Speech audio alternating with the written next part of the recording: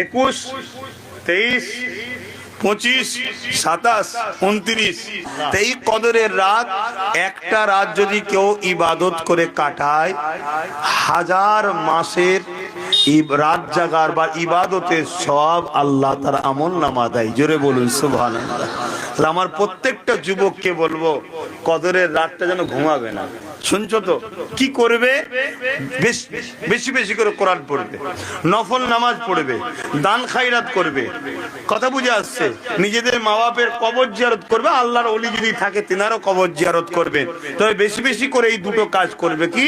কোরআন পড়বে আর নফল নামাজ পড়বে। কিছুক্ষণ কোরআন পড়লে আবার দাঁড়িয়ে গেলে নফল নামাজ 10-12 রেকাত পড়লে, আবার কিছুক্ষণ কোরআন পড়লে।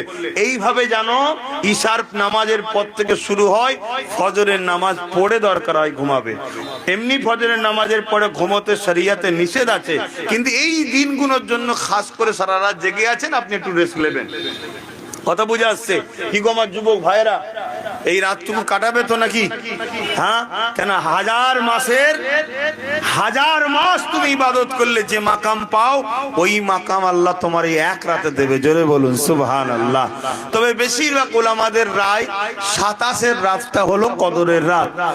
কিন্তু আমার মনে হয় 27টা যদি না হয়ে 23টা হয়ে যায়, 21টা হয়ে যায়, তাহলে তো ফসকে গেল। তাই 5টা রাত, 21, 23, 27, 25, 27, 29, 5টা হচ্ছে তো নাকি? 21, 23, 25, 27, 29 এই 5টা রাত আমার ভাইরা, আমার বোনেরা, আমার আব্বা জান, মা জান, একটু রাত জেগে মহান সৃষ্টিকর্তাকে রুকু সেজদা দেবেন, তিনার বাণী কোরআন পড়বেন। যতক্ষণ কোরআন পড়বেন জানবেন মালিকের সঙ্গে কথা বলছেন, কেন সেটা কালামুল্লাহ। কোরআন কোনো বই নয়, কোরআন মহান সৃষ্টিকর্তার বাণী। তাই আজ পর্যন্ত কোরআন নিয়ে পৃথিবী জুড়ে লাখো কোটি মিলিয়ন বিলিয়ন ডলার খরচ করে ভুলবার করার চেষ্টা চলছে, আজ পর্যন্ত কেউ পারেনি। জোরে বলুন সুবহানাল্লাহ।